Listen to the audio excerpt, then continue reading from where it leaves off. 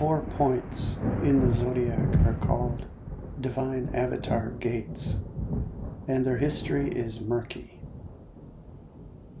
They can provide a portal for noticeable planetary symbolism to appear in a person's life. These gates are the cross-quarter days marking the halfway point between each solstice and equinox, halfway between the first days of each season. In the chart, we find them at 15 degrees of the fixed signs: Taurus, Leo, Scorpio, and Aquarius, often called the fixed cross. Their dates are in the early days of May, August, November, and February.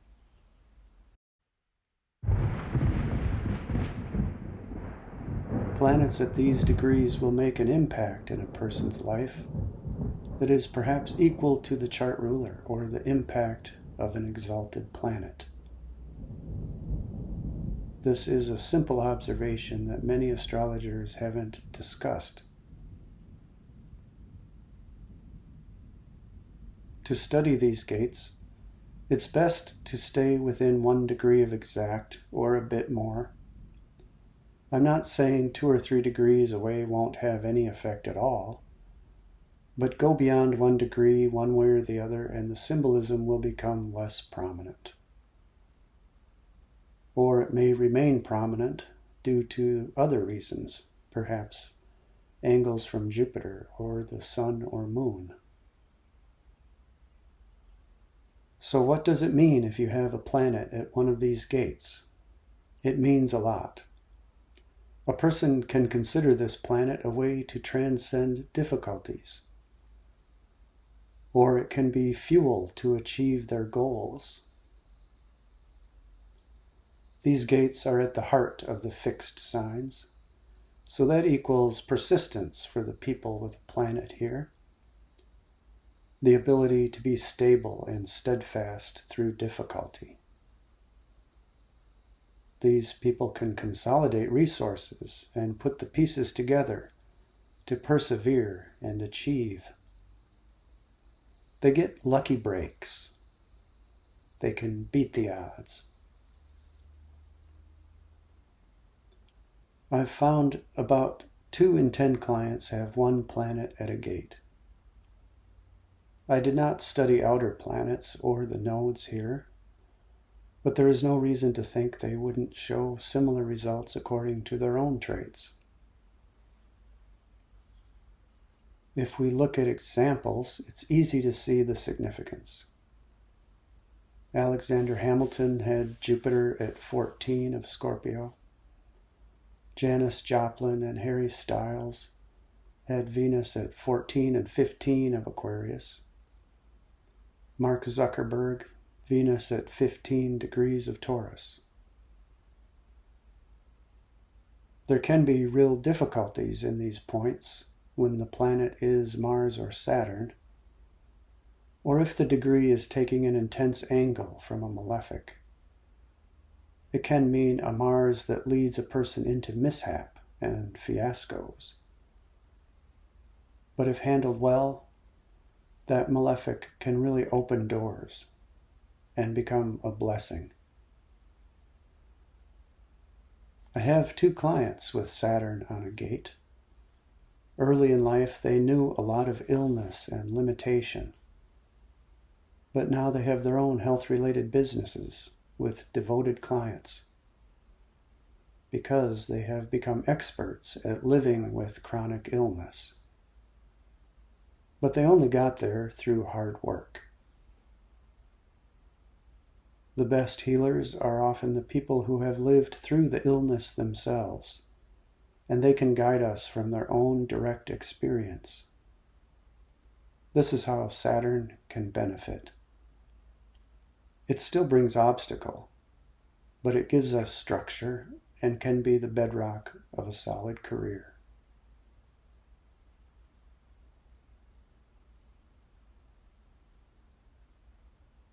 The gates show significant holidays in many cultures. using 0 degrees Aries as the spring equinox and the beginning of a yearly cycle, we see that the bull's 15-degree point marks Beltane, or May Day. The true date is usually May 5th, because that is the halfway point between the spring equinox and the summer solstice. In the days of the Roman Republic, they called it Floralia, and they would release rabbits and goats to run through the streets. In Northern Europe, it was Walpurgisnacht, celebrated with bonfires and the wrapping of the maypole.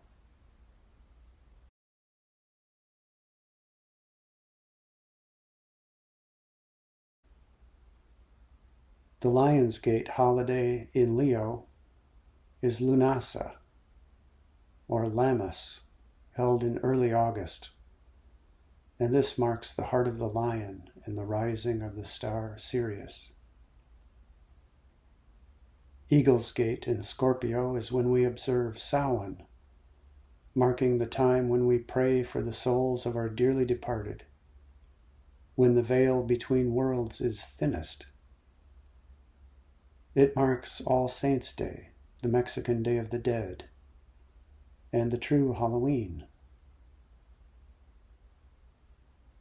In early February, the Angel's Gate at 15 Aquarius marks the holiday of Imbolc and St. Bridget's Day and is near Candlemas, the feast day of Mary of the Candles. It also marks Groundhog's Day when we talk about preparing for the coming spring. In ancient Ireland, they watched for snakes to emerge from the ground at this time. So what of the gate's murky past? In Babylonian and Assyrian sculpture, we find an animal with a human head, with wings and bull's feet. Sometimes the crown was topped with feathers. The front is often the body of a bull, and the rear is the body and tail of a lion. Some have eagle's feet, or the tail of a scorpion or a serpent. The wings are the eagle of Scorpio. The feet are Taurus the bull. The lion's body is Leo, and the human head is Aquarius. They were known as beings that introduced a guest to a king, or even to a god. So at heart, a gatekeeper that had a connection to divinity. I think that connection is found in the chart of astrology, and the divinity of this sculpture is the power that is expressed in the heart of the signs at these cross-quarter points. The male and female versions of this creature were called Shedu and Lamassu. Some weigh over 30 tons and were found in temples or in the king's meeting hall. Smaller versions were buried under doorways to protect a family from evil.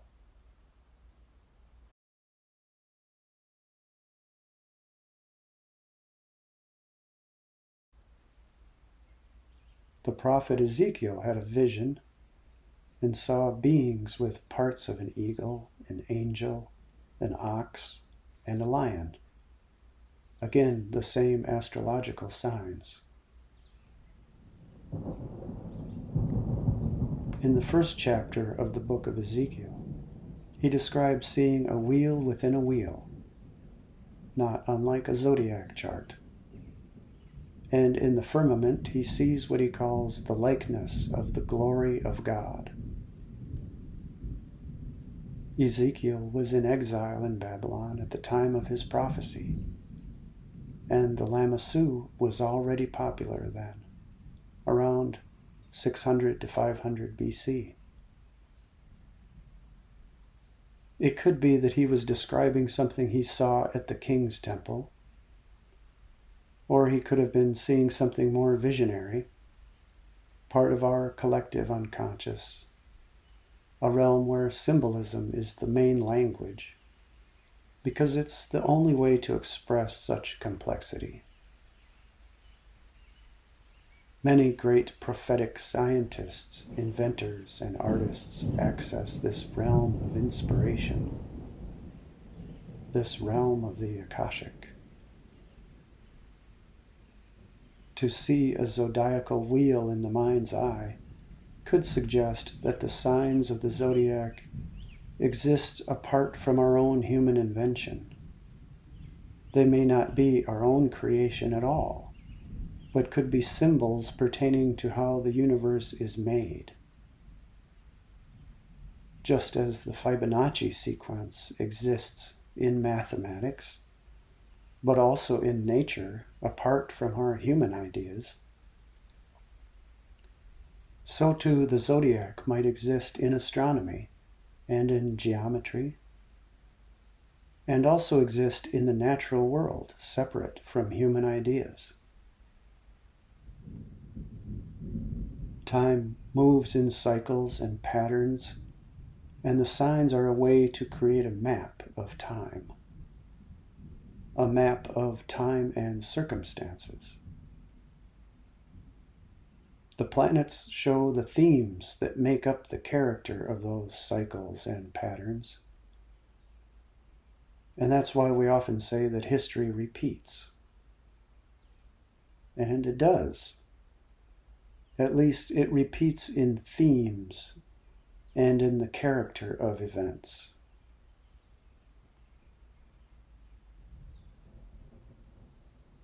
One theme of Saturn is discipline, and it can signify a politician or a stern leader. Michael Jordan has Saturn at 15 Aquarius. Michael was the great team captain, the essence of discipline, more so than other players, even more so than other champions. He was often the first one to arrive at practice and the last one to go home. A person with the same birthday, same day and the same year, also with Saturn at the gate, is oddly enough Larry the Cable Guy. At first I thought, I'm not sure how a comedian fits with Saturn. But what was Larry's memorable phrase? Get her done. Getting a job done properly. That is pure Saturn. I'll list names of famous people with planets at avatar gates, not because the gates made them famous, but because most of us have a shared understanding of some part of a famous person's life story. That's why we look at their charts. We also share some understanding of hints to their psychology or their character. And with the gates, the key word is prominence in the life, prominence of the planetary symbolism. It doesn't mean everything comes easy. Others with Sirius Saturn at the gate are Margaret Thatcher and Johnny Carson, Johann Wolfgang von Goethe, and Beethoven.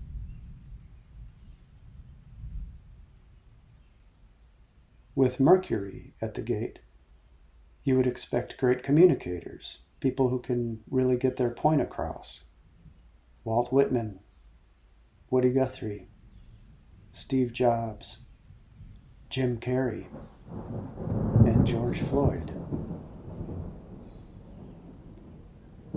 With the Sun, you would expect people with forceful personalities, a person whose presence in the room says a lot. Leon Trotsky, Katharine Hepburn, Andy Warhol, Orson Welles, Adele, and Chris Brown. With the Moon, a nurturing person, or an explorer of inner feelings and the depths of the mind. Carl Jung, Hans Bender, the parapsychologist, Julie Andrews, and Sophia Loren.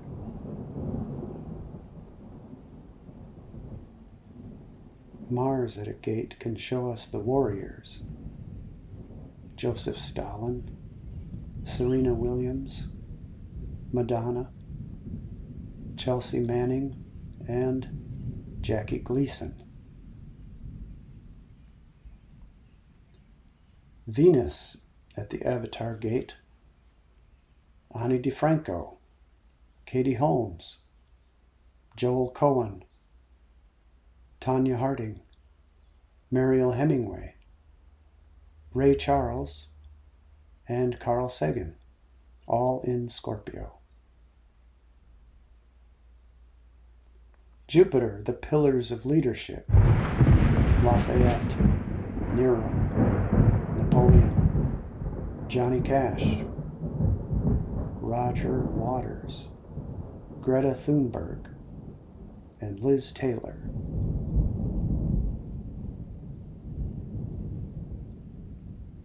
These show how strong and even how varied the link can be. You can see that Beethoven is Sirius like Saturn, and Julie Andrews is associated with nurturing, the nanny of The Sound of Music and the nanny of Mary Poppins. Acting or not, she is still associated with moon symbolism. And Jupiter found expression in Liz Taylor, a guru in her profession.